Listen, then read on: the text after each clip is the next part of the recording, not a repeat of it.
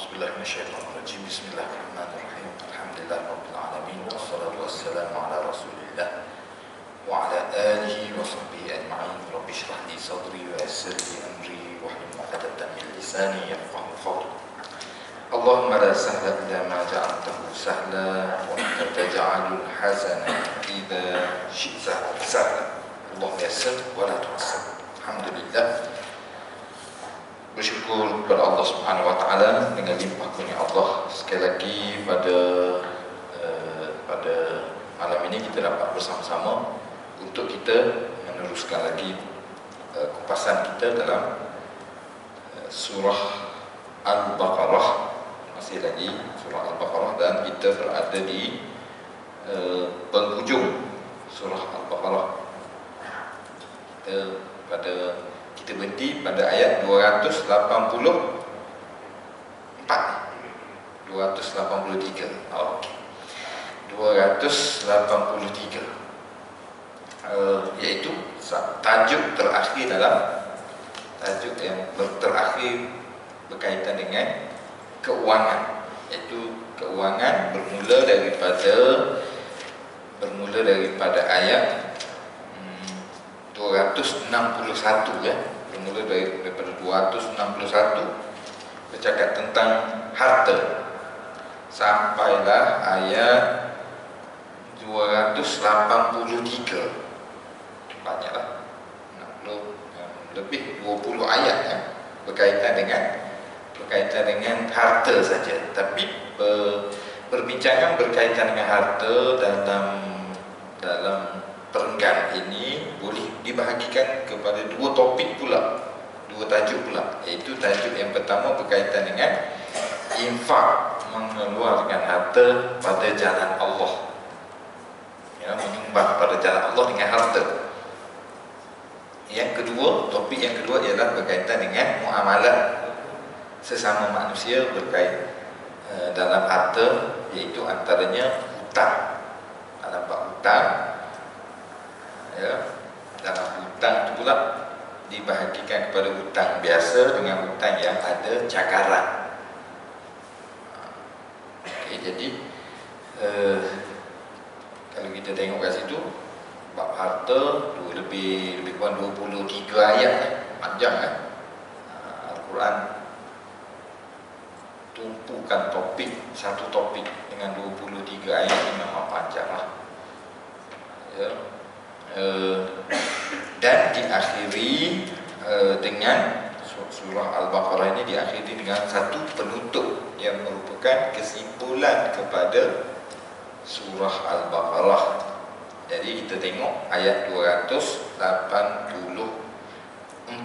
A'udzubillahi minasyaitonirrajim. Lillahi ma fis samawati wa ma fil ard. Lillah, milik Allah lah. Ma fis samawati wa ma fil ard, apa yang ada di langit dan di bumi. Tapi di langit di sini disebut dan seperti biasa ya, kalau Tuhan nak sifatkan alam yang luas ni, dia akan guna samawat, langit-langit. Dia menunjukkan kepada alam yang luas. Kalau dia nak kata air hujan turun dari langit, langit itu maknanya atas saja, dia akan guna sama, dia akan guna perkataan singular, dia panggil mufrad. Dalam bahasa Arab dia ada 3, mufrad, musanna dengan jamak. Musanna ni 2, 3 jamak. Okey, itu basic belajar bahasa Arab lah. Okey, jadi samawat tak semestinya benda yang tiga ataupun lebih, tetapi juga menunjukkan kepada benda yang langit yang luas. Jadi milik Allah lah apa yang ada di langit dan di bumi, dan langit yang luas, samawati wal ard, dan bumi, wa ma fil ard, dan apa yang ada di bumi. Bumi itu dia tak buat plural lah, sebab bumi itu kecil. Okey.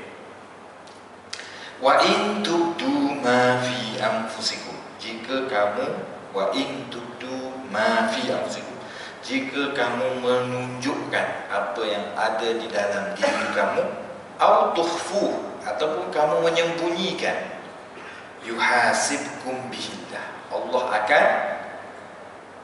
akan menghisapnya. Macam mana? Apa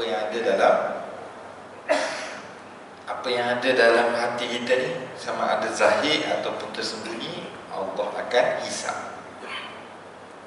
Kita bunyi macam biasa-biasa je ayat ni kan, tapi sebenarnya ayat ni berat ni.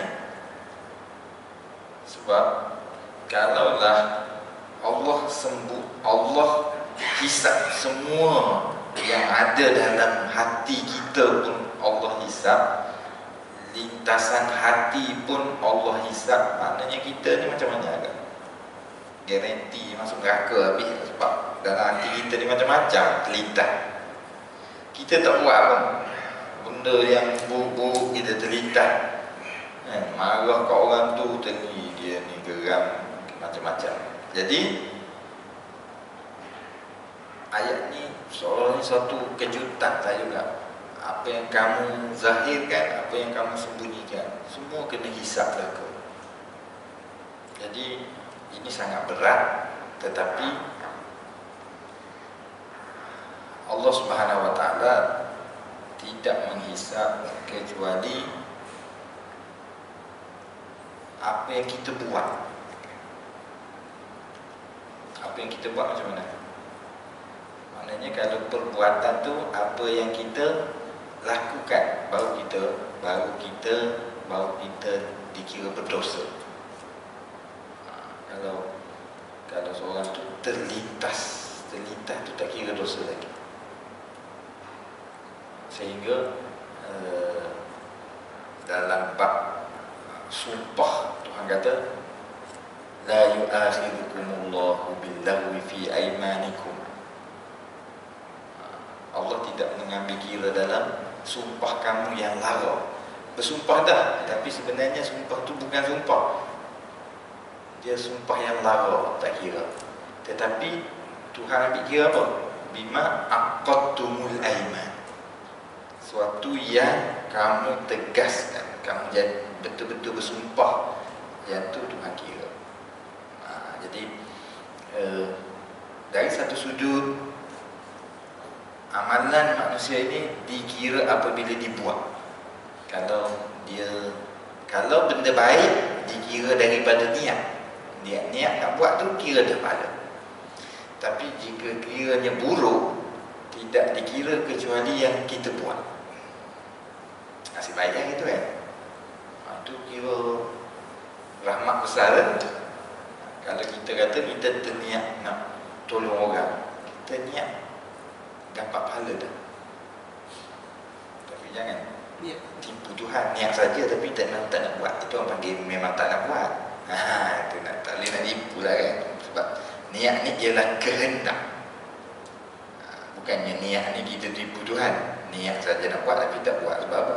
Dah niat, dah memang niat dapat pahala, jadi aku niat saja, itu tak nak buat orang panggil. Itu macam proses, macam bila kita ni terlalu teknikal sangat. Niat tu ialah sesuatu yang kita kata dalam hati, kita pun kata dalam hati tapi tak pernah buat. Bukan. Niat ni ialah kehendak, keinginan kita yang betul.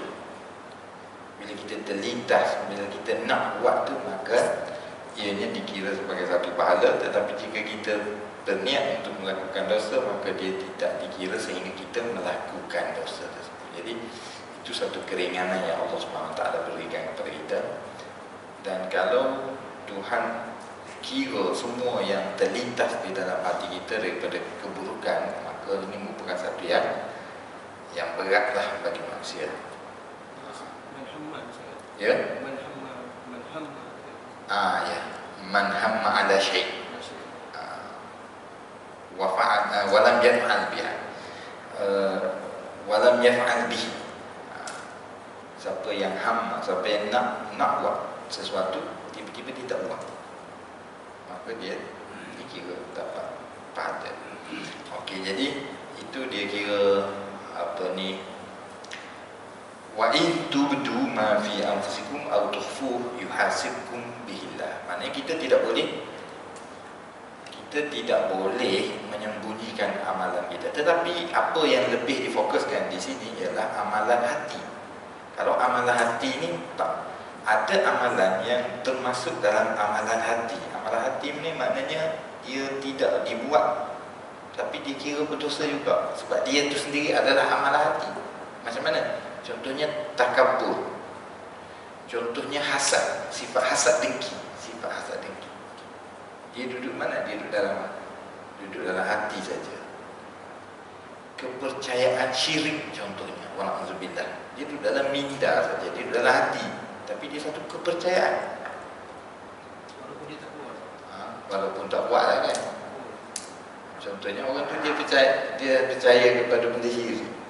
Dia tak praktikal, dia tak praktiskan, tapi dia melibatkan akidah, kepercayaan.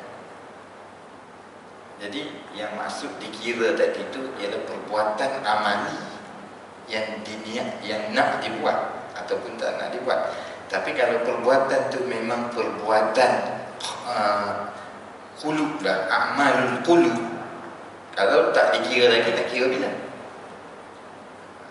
Jadi amalul qulub, contohnya ikhlas.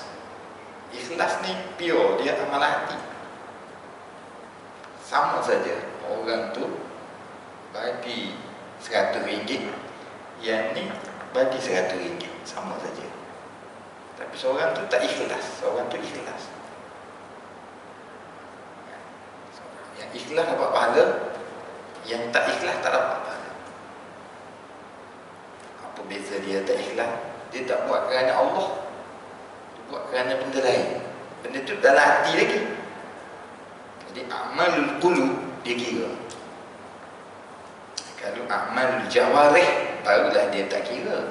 Kalau kita terniat nak bunuh orang, niat pukul orang, orang tu horn kita pun, kereta kita di belakang kita lambat sikit gerak kat traffic light, marah, kita pun marah. Dia ni rasa macam nak pergi turun, rasa macam nak pukul, rasa je tak pukul pun. Rasa sampai rumah minum teh ke lah habis. Tapi kalau amalul qulub dia kira. Okey, jadi apa yang kita nampak dan apa yang kita sembunyikan, Tuhan tahu belaka. Ini lillahi ma fis samawati, Allah yang menguasai langit dan bumi, sehingga duduk dalam hati kita pun Tuhan tahu juga. Mana penguasaan Allah yang mutlak di sini. Dia kata Tuhan ni menguasai semua benda daripada samawati wal ard. Kemudian amalan kamu dalam hati kamu, fayaghfiru liman yasha wa yu'adzibu man yasha. Di sini kita faham Allah mengampunkan sesiapa yang dia kehendaki dan Allah mengazab sesiapa yang dia kehendaki. Okey, jadi di sini ada orang bersoal pula lah. Kalau Allah mengazab sesiapa yang dia kehendaki, Allah mengampunkan sesiapa yang dia kehendaki, macam wujud situasi tidak adil kat situ. Sebab apa? Sebab seorang orang ataupun dua orang buat dosa. Seorang Tuhan nak ampunkan dia, Tuhan ampun, seorang Tuhan tak ampunkan dia. Yang tak ampun masuk neraka, yang ampun masuk syurga. Lepas tu tanya yang tak ampun tu, sedangkan yang nak ampun dengan tak ampun tu Allah. Jadi di sinilah kita tak tahu pendetailan dia sebab apa Tuhan nak ampun, sebab apa Tuhan tak nak ampun tu kita tak tahu pendetailan. Tetapi yang kita tahu ialah cara Allah nak ampun orang tu bukannya maknanya dia dua-dua ni buat dosa, mati dalam dosa yang sama. Contohnya seorang ni tak Islam, seorang ni pun tak Islam, syirik pada Allah, kafir, mati. Yang ni Tuhan nak ampun, ni masuk syurga. Yang ni Tuhan tak nak ampun, masuk neraka. Bukan macam tu. Maksud Allah mengampunkan sesiapa yang dia kehendaki dan Allah mengazab sesiapa yang dia kehendaki, maksudnya ialah Allah mengampunkan orang yang bertaubat. Itulah orang yang Allah kehendaki dia tu diampunkan. Dan Allah tak ampun kalau orang tu tak bertaubat. Macam tu kan? Bertaubat dan seerti dengannya lah. Contohnya kita kata orang ni dia ada sebab-sebab pengampunan. Contohnya anak dia mendoakan dia ke, anak dia yang mendoakan dia, ataupun dia adanya ilmu yang bermanfaat menjadi sedekah jariah, akhirnya amalan dia lebih baik daripada keburukan dia, ataupun ilmu yang bermanfaat, ataupun sedekah jariah, ataupun anak soleh. Itu sebab-sebab kepada pengampunan. Maknanya ada sebab-sebab kepada pengampunan. Allah akan ampunlah.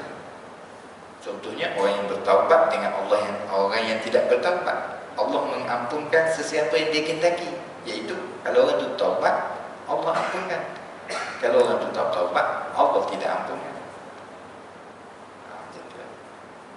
Sebab itu dalam hadis 40 tu kan, agak panjang juga hadis tu, iaitu ada orang yang Nabi kata ya'malu bi amali ahli jannah hatta la yabqa bainahu wa bainal jannati illa zira fayasbiquhul qadaru fayamalu bi amali ahli nar fayadkhuluha.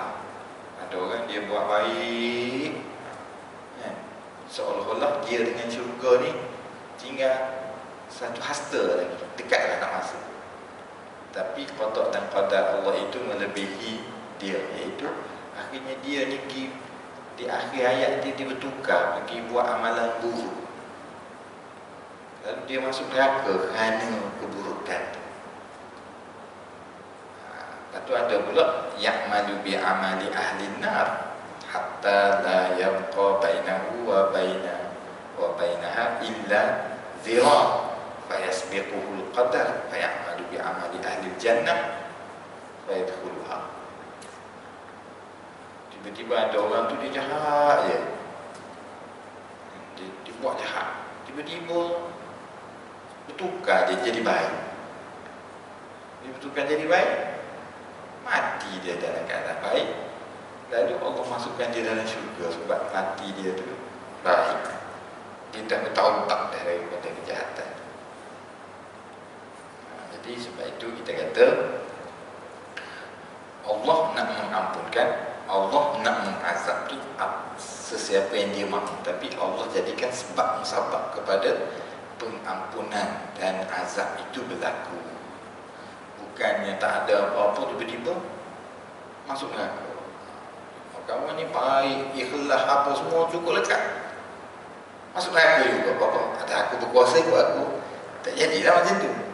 Sebab tu ada orang kan, dia confuse dalam nak mergekan prinsip ni, prinsip keadilan Allah ni, dia confuse, dia tak erti sampai kepada pluralism. Terbentuknya pluralism. Sebab apa pluralism? Sebab dia kata semua agama ni nak baik belaka. Jadi kalau orang tu baik, agama apa pun masuk syurga. Sebab apa? Allah mengampunkan sesiapa yang dia mahu, Allah mengazab sesiapa yang dia mahu. Jadi walaupun orang tu dia bertentangan dengan prinsip baik agama, berdasarkan dia ambil ayat Allah mengampunkan dan mengazab siapa yang dia mahu ni, dia letak Allah mengampunkan orang bukan Islam, mati dalam Islam pun Allah nak mengampunkan juga. Tak boleh macam tu, tak apa. Cara faham tu tidak mengambil keseluruhan ayat Al-Quran dan hadis. Kalau kita faham macam tu, kita akan terpaksa melanggar prinsip asas, iaitu macam mana ayat surah Al-Baqarah, iaitu alladzina yamutuna wa hum kuffar, kan? Innamat taubatu lilladzina ya'maluna as-solihat, kan? Macam mana ayat tu? Allah mengazab orang tu, ayat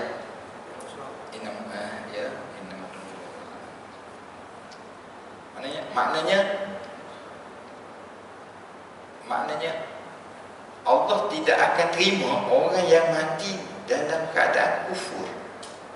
Tuhan tak terima amalannya. Jadi takkanlah kita kita ada satu prinsip, Allah tidak akan mengampunkan orang yang mati dalam keadaan kufur. Tiba-tiba kita mari satu ayat, kita jumpa Allah mengampunkan sesiapa yang dia kehendaki, Allah mengazab sesiapa yang dia kehendaki. Kita nak blend macam mana dua ayat?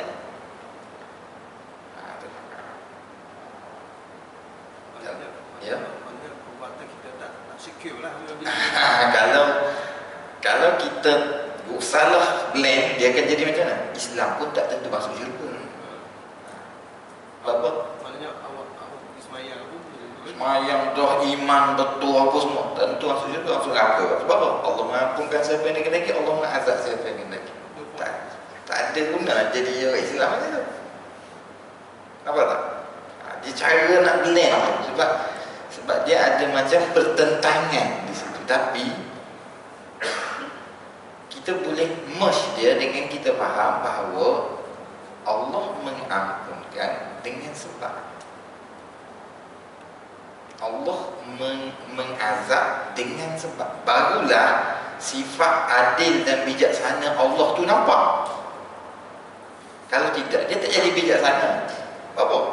Kawan ni memang betul akidah dia, memang berjuang untuk Islam, masuk neraka. Bapak tak guna. Mana boleh kita tak ikut janji dia. Janji dalam Quran dia akan ampunkan orang yang beriman. Macam mana nak merge dengan Allah apa ni? Wala yukhlif innahu la yukhliful mi'ad. Sesungguhnya Allah tidak memungkiri janji. Kena ambil kira lah ayat tu pula. Jadi saya tengok ada orang sekarang ni dia salah blend. Dia susu punca tu.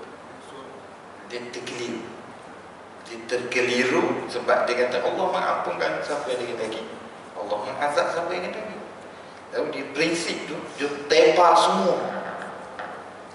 Salah satu ajaran dia. Ajaran dia ialah tak kira orang masuk syurga ni, dia tak kira orang Islam ke tak Islam. Layak semua. Yang penting baik. Itu ciri pluralis lah dia panggil. Maknanya apa plural? Maknanya agama yang betul ni bukan agama Islam saja. Yang melayakkan seorang tu masuk syurga bukan Islam saja. Agama apa pun tak kisah. Yang penting baik. Salah. Kecuali ahlul fitrah. Itu ulama dah bincang tak ahlul fitrah. Ahlul fitrah ni maknanya orang yang tidak menerima seruan agama. Walaupun misalnya kata dia hidup di zaman kita, tapi dia tak pernah kerja, dia duduk tanah gandum di Kanada je, tak pernah dengar orang ajak Islam, tak pernah dengar apa. Dia duduk tanah gandum, pelihara kambing, sampai umur 60, 70, 80 mati. Memanglah dia agama sembah tak apa-apa, tapi kita nak kata apa, dia pun tak dengar orang. Itu kita serah pada Allah lah. Yang tu. Jadi di kalangan ulama ada yang mengatakan sebelum kedatangan Nabi Muhammad dia dikira ahli fitrah. Selepas Nabi Muhammad datang, habislah. Ada yang kata tak, Nabi Muhammad SAW datang tapi dia tak terima. Itu perbincangan tu tak apa, dia cabang dia. Tak berat sangat perbincangan. Tapi bila kita kata semua agama layak memasukkan orang tu dalam syurga secara total, ini masalah. Dia jadi agama kita ni tak tahu mana. Ustaz yang macam ada sunat dia kata yang memasukkan syurga tu bukan sembahyang tu, buat baik maksudnya kat dalam. Dia yang penting baik. Sembahyang tu lain. Maknanya dia tidak melihat akidah yang luhur tu sebagai satu syarat baik. Dia melihat baik itu pada amal perbuatan sahaja. Itu salah.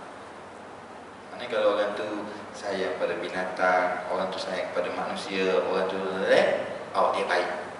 Memanglah itu ajaran Islam, tapi ajaran Islam ni dia lebih menyeluruh. Dia tak cukup baik dengan manusia, baik dengan binatang, baik dengan pokok. Okey, bagus. Tapi baik dengan Tuhan, hak Tuhan yang ditauhidkan. kita pergi sembah benda lain dan mengagungkan benda lain. Sebab apa kumpulan ni jadi macam ni? Sebab dia ferah dengan orang Islam. Orang Islam ni kata dia baik, tengok akhlak tak baik, menzalimi orang, meruntuhkan bangunan. Jadi dia kata, apa gini? Orang bukan Islam pun akidah dia gucar-gacir, tapi akhlak dia baik. Macam dia keliru. Besar kan? Dia sebenarnya dalam Islam ni betul lah benda tu penting, tetapi kita tak boleh tinggal akidah. Akidah tu pun berat timbangan dia dalam Islam. Sebab apa? Sebab mentauhidkan Allah. Dan kita tak nafikan di kalangan orang yang mengaku Islam sendiri ada yang tak termasuk di kalangan, di sisi Allah dia tak Islam. Sebab wa minan nas man yaqulu amanna billahi wa bil yaumil akhir wa ma hum bimu'minin. Ada di kalangan orang dia mengaku beriman dengan Allah dan hari akhirat, dia tidak beriman. Sebab apa? Dia mengaku beriman tetapi iman dia itu salah. Maknanya salah dalam konsep yang sebenar. Contohnya, dia beriman kepada Allah, dia beriman kepada hari akhirat, tapi dia beriman dengan benda lain yang menyebabkan dia syirik kepada Allah. Tak boleh. Tak betul. Jadi orang yang mengaku beriman tetapi dia tak beriman tu wujud dalam orang Islam sendiri. Tapi kita tak perlu carilah orang tu. Sebab zaman Nabi sendiri SAW, sahabat tak tahu. Nabi pun diberitahu oleh Jibril tu. Maknanya itu unsur wahyu. Kita tak ada wahyu, tak tahu. Dan bukan kerja kita pun. Cuma kita melihat akhlak dan ciri-ciri tu. Nampak lagi tu, kena blend ayat tu. Dia tak boleh tengok satu tempat tu, kita pun tebal semua benda secara kasar macam tu, tak boleh. Dia kena pastikan ayat ni tak belaga dengan ayat ni, ayat ni tak belaga dengan ayat ni, ayat ni tak belaga. Dia jaringan tu kena kemat. Dan untuk membentuk jaringan yang sekata ni lah lahirnya mazhab-mazhab pemikiran dalam Islam. Sebab memanglah secara kasarnya boleh jaring ke belakang, tapi ada benda-benda ni jaring macam ni jaring macam ni. Contohnya kita kata dalam Al-Quran Allah mengatakan bahawa yahdi man yasha, yudillu man yasha. Allah memberi hidayah kepada sesiapa yang dikehendaki. Allah memberi hidayah kepada sesiapa yang dikehendaki. Allah menyesatkan sesiapa yang dikehendaki. Maknanya hidayah dan sesat itu milik Allah. Tapi ada ayat Quran mengatakan bahawa orang tu yang tidak mahu beriman. Jadi macam mana? Ayat tu bertentangan. Nak jalin macam mana biar dia jadi, bila nak jalin ni takwil macam ni guna gini, ni gini, maka terbentuklah mazhab dalam akidah. Sebab tu mazhab dalam akidah ni bukan maknanya bila mazhab dalam akidah dia satu betul satu kafir, bukan. Dia mazhab dalam akidah pun banyak juga yang tak kafir, sebab dia bukan menolak ayat Al-Quran tu, dia menjalinkan tu dengan cara yang berbeza. Contohlah kita kata kan, contoh kita kata rezeki dari Allah, tapi dalam masa yang sama Tuhan suruh kita cari rezeki. Jadi macam mana nak jalinkan satu ayat yang kata rezeki dari Allah. Jadi bila itu antara hubung jalin yang melahirkan aliran pemikiran. Okey. Jadi antara yang orang sekarang lah berlaku sekarang ni ialah ayat ni lah. Allah mengampunkan sesiapa yang dia kehendaki, Allah mengazab sesiapa yang dia kehendaki.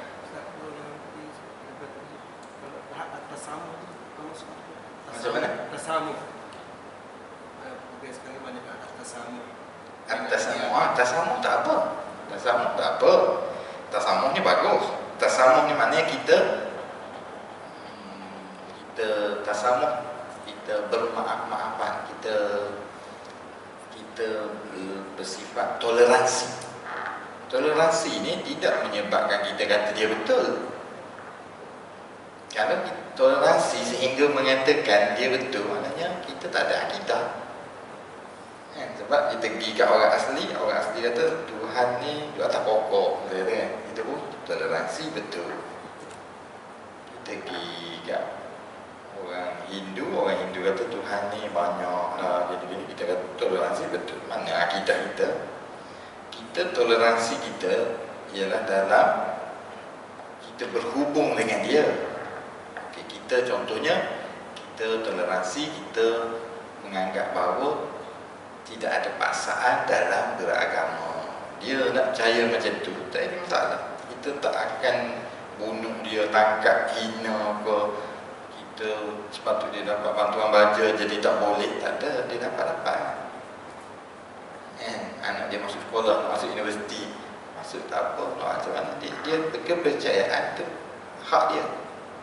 Kita toleransi, tapi kita tak toleransi sampai kata betul, awak pun betul juga, saya betul juga, tak boleh.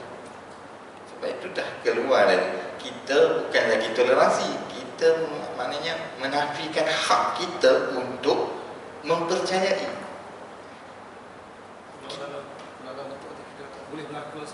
Kalau orang kata semua boleh berlaku, dia menafikan hak dia untuk mempercayai. Jadi dia terlalu memberi hak kepada orang lain sampaikan diri dia tak ada.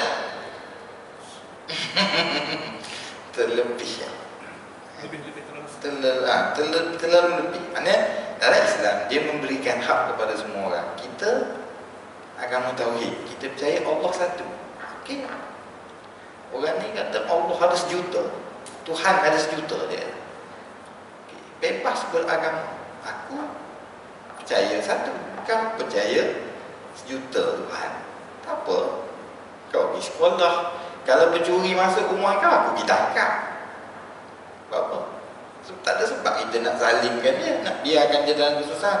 Rumah dia kena masuk banjir, kita kena pergi selamat. Sebab yang dia percaya tu tidak membuatkan kita bermusuh dengan dia. Itu toleransi. Tapi sampaikan kita kata semua agama sama, maknanya kita telah menafikan hak kita untuk mempercayai.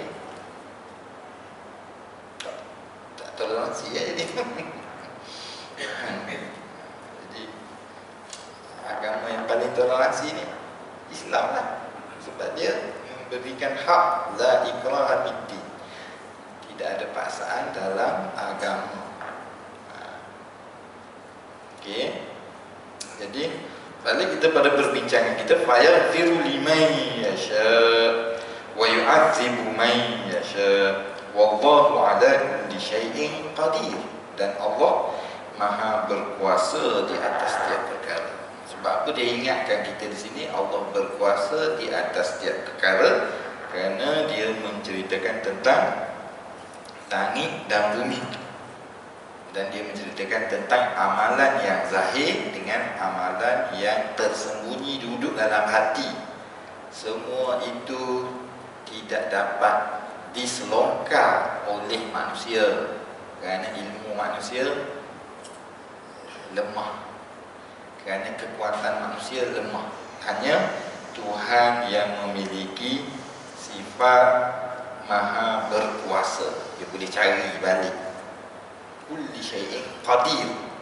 Amalan itu tersembunyi ke, amalan zahir ke, amalan zaman dulu ke, amalan zaman depan orang ke, belakang orang ke, tak kira.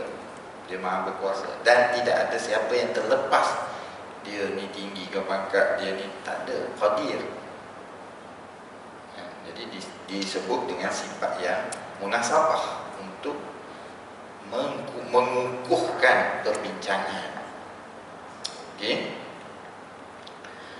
Amana ar-rasulu bima unzila ilaihi min rabbih wal mu'minun. Dua ayat ni penutup ni menerangkan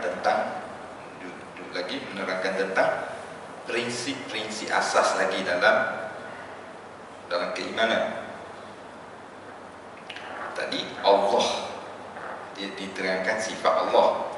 Yang ni diterangkan pula pendirian orang beriman terhadap Allah. Allah Maha berkuasa, Allah memiliki orang beriman. Jadi orang Rasul dan orang yang beriman. Amanar rasulu bima unzila ilaihi min rabbih wal mu'minun.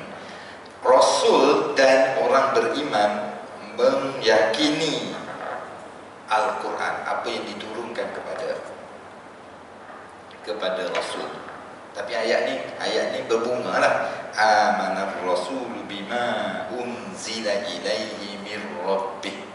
Telah beriman Rasul dengan apa yang diturunkan kepadanya dari Tuhannya, wal mu'minun, dan orang-orang beriman. Habis itu. Dalam bahasa Melayu tak faham lah macam tu. Dia sebab apa? Dia tarik orang beriman tu, dia letak belakang. Sedangkan dalam bahasa Melayu, dia kena duduk depan. Rasul dan orang beriman percaya kepada apa yang diturunkan oleh Allah terhadap Rasulnya. Baru jadi bahasa Melayu. Laras bahasa Melayu tak sama dengan laras bahasa Arab. Kalau kita ikut terjemahan literal di sini, tak faham. Telah beriman Rasul dengan apa yang diturunkan kepadanya dari Tuhannya dan orang beriman. Macam mana ayat itu? Ialah Quran tak ikut bahasa Melayu. Sebab tu dia kena sesuaikan laras lah. Sebab itulah Quran terjemahan bukanlah Al-Quran. Jangan sekali-kali kita anggap Quran terjemahan tu Quran. Dia hanyalah tafsiran dan terjemahan saja. Dia sudah kehilangan nilai dia sebagai kitab suci Al-Quran. Bukan. Ya? Macam tu. Sebab dia lain. Telah beriman Rasul dengan apa dia di sini? Iaitu beriman. Dia highlight Rasul, orang beriman. Dia highlight Quran. Kita ni beriman sebut Quran. Sebab tu Rasul dengan orang yang beriman. Dia beriman dengan Al-Quran. Perasan tak? Di awal surah Al-Baqarah dia cerita apa? Dia cerita Quran. Itu zalikal kitabul la raiba fi. Inilah dia kitab yang tidak ada keraguan padanya. Kitab Quran. Masa dia nak tutup ni, dia pun ingatkan lagi Rasul dan orang beriman percaya pada Al-Quran, kitab yang diturunkan kepada Rasul daripada Allah, Al-Quran. Mir rabbihi wal mu'minun kullun, semua mereka itu. Lalu dia pun detailkan. Dia letak, dia highlightkan Quran. Dia letak dulu beriman kepada Quran. Lepas tu dia pun detailkan beriman dalam benda yang disampaikan oleh Al-Quran tu apa dia? Kullun amana billah. Semua mereka itu beriman dengan Allah. Wa malaikatih, beriman dengan malaikat. Beriman dengan Allah, beriman dengan malaikat. Wa kutubih, beriman dengan kitab-kitab. Ini semua adalah hasil dari beriman dengan Al-Quran. Sebab benda-benda ni dinyatakan dalam Al-Quran. Wa rusulih, dan beriman dengan rasul-rasul. Jadi sebab itu bila rasul tu ada dalam Al-Quran, kita wajib beriman. Orang perbincangan dalam bidang ni, dia bincang Rasul ni yang sebut dalam Quran saja ke, ataupun ada lagi Rasul yang tidak disebut dalam Al-Quran? Tak kira ada ke tak ada ke, tapi yang wajib kita beriman yang disebut. Nampak tak? Yang disebut tu memang kita beriman lah, sebab dia disebut dalam Quran. Ada pun yang tidak disebut, kemungkinan ada pun, jadi kita tak wajib lah percaya sebab tidak disebut. Macam tu. Sebab apa? Sebab beriman kepada Rasul terdahulu sebenarnya adalah hasil daripada kita beriman kepada Quran. Quran sebut, kita kena percaya. Macam tu. Malaikat yang disebut, kena beriman. Kita beriman dengan Quran. Benda yang Quran kata ada, kita kena percaya. Okey, wa malaikatih wa kutubih, kitab-kitab. Apa kitab Al-Quran yang kitab Allah yang disebut dalam Al-Quran? Kita percaya. Wa rusulih, rasul-rasul yang disebut. La nufarriqu baina ahadin min rusulih. Kita tidak membezakan seorang rasul dengan yang lain. Sebab apa? Dan dia ni utusan Allah, Quran sebut. Takkan kita tak percaya? Benda senang kan? Tetapi Bani Israel ni lain. Orang Yahudi, kita Taurat dia sebut Nabi Muhammad akan lahir, dia boleh jadi tak percaya. Sebab apa? Dia memilih untuk percaya dengan tak percaya. Sifat orang beriman tidak macam tu. Dia bila ada sebut, dia akan terima. Sebab apa? Dia tidak menundukkan Quran dengan kehendak dia. Dia tunduk kepada kehendak Quran. Kan beza. Kalau orang tu, dia nak suruh Quran membetulkan dia, oh, jadi sesat lah. Sebab apa? Dia buat satu benda, walaupun salah, dia cuba cari, boleh mana biar jadi betul tak? Cari ayat mana pun sokong kita. Dia nak kata benda ni betul, tapi dia cari. Berlainan dengan orang yang dia nak tahu benda ni betul ke tak betul. Kita cari dalam Quran kat mana. Kan beza tu. Waktu letak Quran tinggi, waktu letak Quran rendah. Boleh faham beza dia? Saya bagi contoh sekali lagi. Seorang orang, dia ada satu benda yang dia dah percaya benda ni, macam dia pun cari ayat mana yang boleh kata benda ni betul. Yang mana? CP pun tak apa, biar boleh jadi kata betul. Sebab benarnya dia dah percaya benda tu. Metod yang sebenar ialah, betul ke benda ni? Cari dalam Quran. Tak ada. Oh tu tak ada.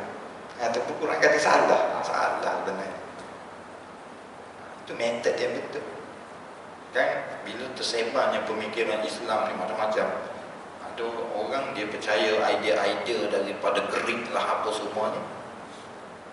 Dia dah pergi belajar, lepas tu dia rasa takjub dengan idea tu. Dia pun nak mahir benda tu biar jadi idea yang betul. Suluh dah lah, nampak macam salah, tapi kita kena kita pun nak biar jadi betul.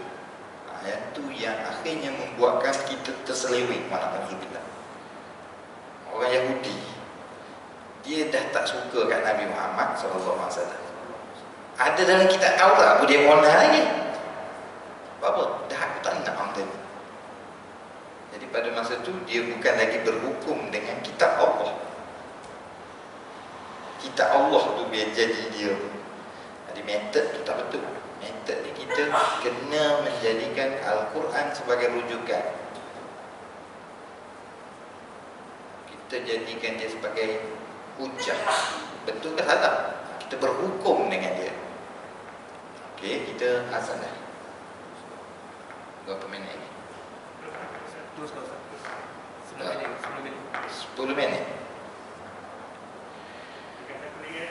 Ya? Sehingga satu ayat. Tapi ayat ni panjang ni, tak boleh. Kena khah, tak boleh. Nanti kita ambilkan ayat ni saja. Sebab satu ayat ni perlukan satu kuliah. Ayat terakhir ni. Sebab nak buat puluh kuning ni. Khatam dah satu surah, bukan senang. Kalau tak puluh kuning pun tak padan ni, kena sembelih kambing. Berapa tahun dah kita dulu ni kan? Okey. Kullun amana billah wa malaikatihi wa kutubihi wa rusulihi. Salah satu prinsip dia, la nufarriqu baina ahadin min rusuli. Kita tidak membezakan antara rasul.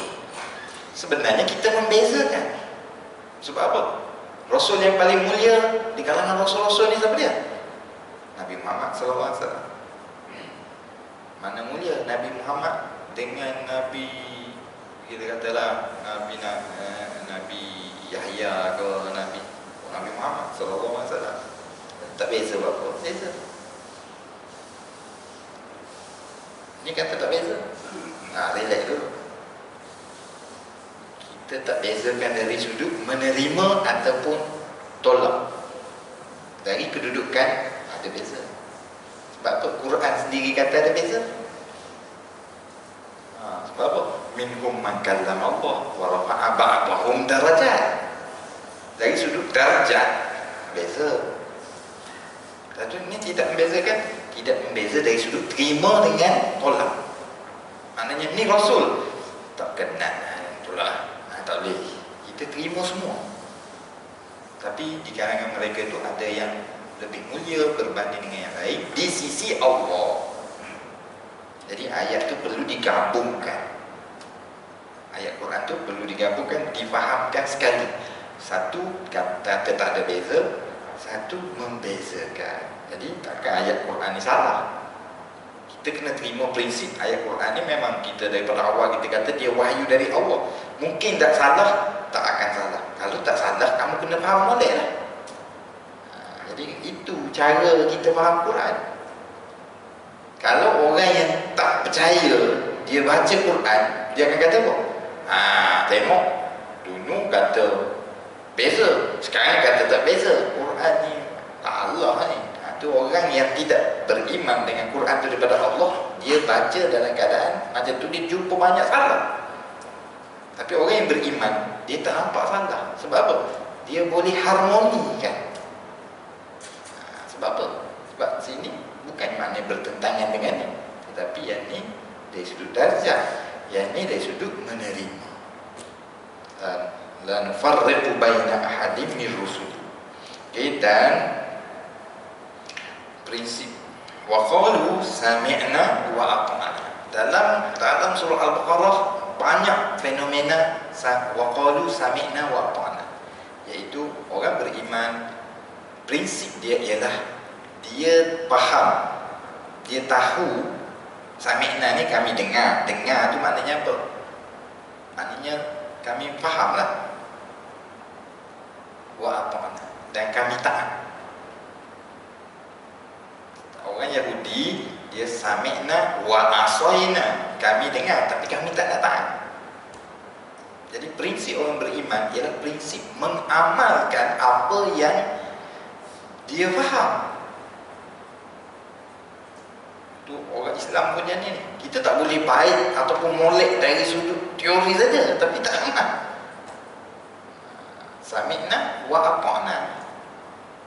Kita belajar perkara yang membahayakan kesihatan A, B, C, tengok selamba itu buat. Itu bukan dari sudut benda agama lah, tapi menunjukkan tahap kita. Tahap kita apa dia? Sami'na wa asaina. Kita nak sami'na wa ata'na. Sebab tu kita ambil lesen, kita belajar macam mana? Bawa, kalau ni bawa sen kereta, dia ketuk-ketuk bawa depan sekolah, lari 100 km sejam. Masa ambil lesen lagi berapa puluh lah depan sekolah. Sifat tu, sifat sami'na wa asaina tu, sifat yang tidak baik. Sebab orang Islam sami'na wa ata'na. Tapi ni kupasan dia panjang lah sami'na. Saya tak sempat, tak apa kita ni. Sami'na wa ata'na. Ghufranaka Rabbana. Ghufran, pengampunanmu wahai Tuhan kami. Dia menggambarkan sifat, dia nak tunjukkan sifat, tetapi dia gambarkan dalam bentuk orang sedang bercakap, dalam bentuk dialog. Iaitu orang tu kata pengampunanmu ya Allah. Kalau orang tu, kita dengar orang kata ya Allah ampunkan aku, maknanya apa? Sifat apa dia nak suruh kita situ? Itu orang beriman, sifat dia mengharapkan pengampunan dari Allah. Dia mengakui kesilapan. Sebab kalau dia tak mengakui kesilapan, dia nak minta ampun macam mana? Dia faham Allah yang boleh mengampunkan, menguasai dia punya keadaan, nak azab, nak apa, Allah. Jadi dia pun keluarlah ghufranak. Jadi sebab itulah Tuhan letak perkataan orang tu ghufranak untuk memberikan gambaran yang banyak dan luas tentang sifat yang dia nak. Kalau dia sebut secara sifat orang beriman ialah orang yang jadi satu je lah. Boleh faham saya terlebih masa sikit ni. Ghufranaka Rabbana wa ilaikal masir. Ni masih lagi dialog lah. Oh, dia gambarkan orang tu sedang bermunajat. Pengampunanmu ya Allah, dan kepada Engkau lah kami akan kembali. Cuba kita elaborate. Kalau orang tu kata macam tu, apa yang dia percaya, apa sifat dia, perangai dia. Cuba kita boleh ni sendiri. Kalau orang tu, orang tegur sikit pun kena penumbuk, maknanya dia nak kata ghufranak. Tak boleh, orang ni apa-apa, dia tak mengaku salah, dia ingat dia semua pandai. Mana nak kata ghufranak, mana nak kata pengampunanmu ya Allah.